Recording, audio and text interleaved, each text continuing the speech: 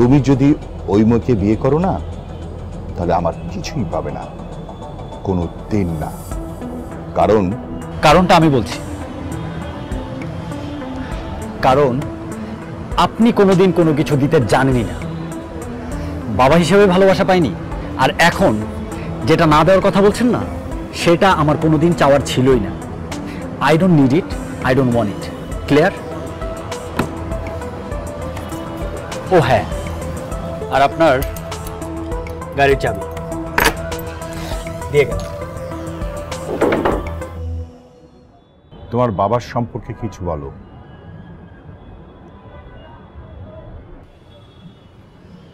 উনি মেয়েকে প্রচণ্ড ভালোবাসেন। ও অ্যাকচুয়ালি আপনি তো প্রফেশন জানতে চেয়েছিলেন, রাইট? রাইট। আমার বাবা একজন শিক্ষক, উনি সাহিত্য পড়ান। ও ভালো। কোনটা ভালো, মেয়েকে ভালোবাসাটা না শিক্ষকতা?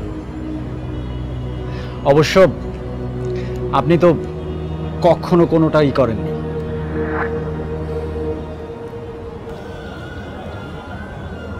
থ্যাংক ইউ আমার সাথে দেখা করতে আসার জন্য। অ্যাকচুয়ালি থ্যাংক ইউ আমার বলা উচিত, কারণ বেশিক্ষণ ওয়েট করতে হয়নি, অনলি 34 মিনিটস। আমার মিটিং ছিল। আর মিটিং থেকে তো কখনোই আসা যায় না। না, যায় না অনেক, কারণ এই বিজনেসটা একদম আমার নিজের।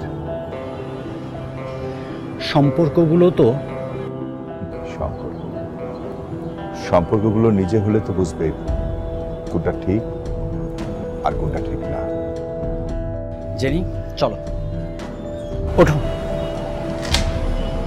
Jenny, if you don't mind, আমি অনেকের সাথে একা, I mean just 1 minute please. জি অবশ্যই, আমি বাইরে ওয়েট করছি। খুব ভালো লাগলো আপনার সাথে দেখা করে, আপনি ভালো থাকবেন।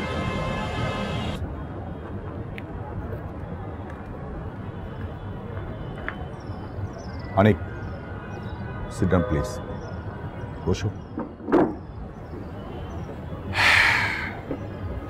অনেক, আমার এক বন্ধু পারভেজ, তার সাথে আমার কমিটমেন্ট ছিল তার একমাত্র মেয়েকে আমি ঘরে বউ করে নিয়ে আসবো।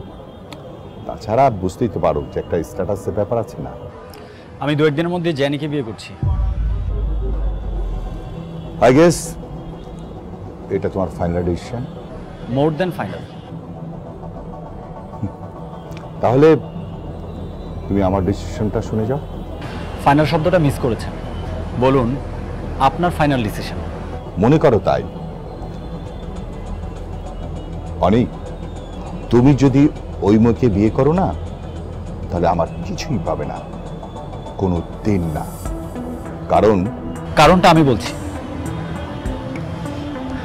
কারণ আপনি কোনোদিন কোনো কিছু দিতে জানেনই না, বাবা হিসেবে ভালোবাসা পাইনি, আর এখন যেটা না দেওয়ার কথা বলছেন না সেটা আমার কোনোদিন চাওয়ার ছিলই না। I don't need it, I don't want it. Clear? ও হ্যাঁ, আর আপনার গাড়ির চাবি দিয়ে গেল।